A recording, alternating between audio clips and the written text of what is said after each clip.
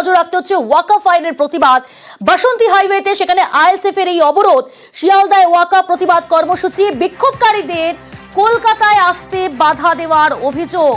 আর এই প্রতিবাদে ভোজেরহাটে আইএসএফ কর্মীদের বিক্ষোভ। এখন কি পরিস্থিতি, কেন এরকম পরিস্থিতি হঠাৎ করে তৈরি হলো, আরো ডিটেল আপনাদের জানাবে রৌনক রয়েছে, প্রতিনিধি রৌনক।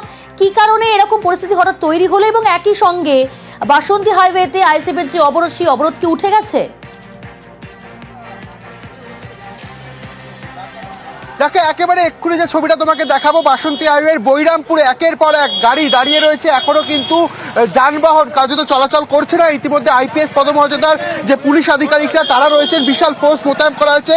ঠিক 1 ঘন্টা আগেই আইএসএফ এর আজকে একটি কর্মসূচি ছিল, শিয়ালদা থেকে ধর্মতলা পর্যন্ত তাদের মিছিল ছিল ওয়াকফ বিলের প্রতিবাদে, এবং সেই মিছিলে যোগ দিতে তাদের সমর্থকরা এই বাসন্তী হাইওয়ে ধরেই আসছিলেন। ঠিক সোনপুরের সামনে ব্যারিকেড করা হয় পুলিশের তরফ থেকে, এবং সেই ব্যারিকেড পেরোনোর চেষ্টা করতেই দুই পক্ষের মধ্যে কার্যত ধুমধুমার পরিস্থিতি তৈরি করা হয়।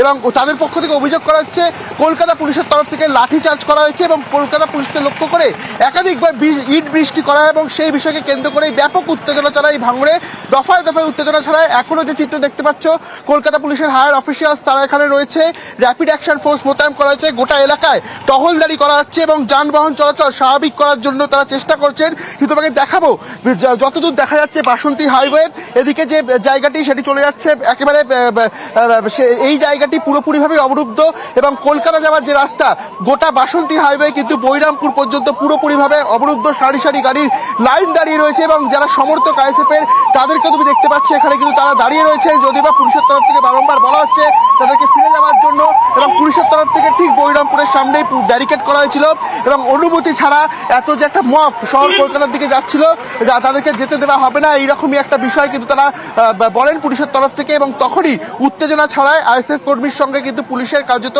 লাঠিচার্জের মতো ঘটনা একটা অভিযোগ করছেন তারা, এবং পুলিশকে লক্ষ্য করে একাধিকবার ইট বৃষ্টি করা হয়। দফায় দফায় উত্তেজনা ছড়ায় গোটা এলাকা জুড়ে। এখনো পর্যন্ত গোটা বাসন্তী হাইওয়ে পুরোটাই কিন্তু অবরুদ্ধ, এবং কলকাতা যাওয়ার যে রাস্তা সেই রাস্তায় কার্যত গাড়ি চলাচল হচ্ছে না। কেবলমাত্র অ্যাম্বুলেন্সকে যে জরুরি গাড়ির পরিষেবা হিসেবে কিন্তু তাদেরকে ছাড়া হচ্ছে, এবং যতদূর চোখ যাচ্ছে আমাদের আইএসএফ কর্মী এবং যে সমর্থকরা তাদের যে গাড়ি সারি সারি দাঁড়িয়ে রয়েছে। কলকাতা পুলিশের তরফ থেকে প্রচুর পরিমাণে ফোর্স ইতিমধ্যে মোতায়েন করা হয়েছে, র্যাপিড অ্যাকশন ফোর্স রয়েছে, এবং আইপিএস পদমর্যাদার যারা পুলিশ কর্মী তারা এখানে মোতায়েন রয়েছে। প্রায় 1 ঘন্টা অতিক্রান্ত গোটা বাসন্তী হাইওয়ে তা কিন্তু অবরুদ্ধ। ওয়াকফ বিলের প্রতিবাদে তাদের আজকে একটি মিছিল ছিল শহর কলকাতায়, এবং সেই মিছিলে সামিল হতেই কিন্তু তারা বাসন্তী হাইওয়ে দিয়ে কলকাতার দিকে যাচ্ছিল, এবং 1 ঘন্টা আগেই বৈরামপুরের কাছে এসে ব্যারিকেড করে কলকাতা পুলিশ, তাদের যেতে বাধা দেওয়া হয় এমনটাই তাদের পক্ষ থেকে অভিযোগ করা হচ্ছে। এবং তারপরই নাকি তাদের উপর লাঠিচার্জ করা হয়, এবং অন্য পক্ষে দেখা যায় ইট বৃষ্টি করা হয় তাদের পক্ষ থেকে। এই বিষয়কে কেন্দ্র করেই কিন্তু দুই পক্ষের মধ্যে ব্যাপক উত্তেজনা। এখনো পর্যন্ত গোটা বাসন্তী হাইওয়ে কিন্তু অবরুদ্ধ, এখনো পর্যন্ত যানবাহন চলাচল কার্যত স্বাভাবিক হয়নি। এবং দেখাবো পুলিশ ফোর্স, কলকাতা পুলিশের সেই র্যাপিড অ্যাকশন ফোর্স, এবং যে কলকাতা পুলিশের এখনো পর্যন্ত অবরুদ্ধ যান চলাচল, এবং অবরোধ চলছে বাসন্তী হাইওয়েতে আইএসএফ এর এই ওয়াকফ আইনের প্রতিবাদ, এবং বাসন্তী হাইওয়েতে আইএসএফ এর অবরোধ।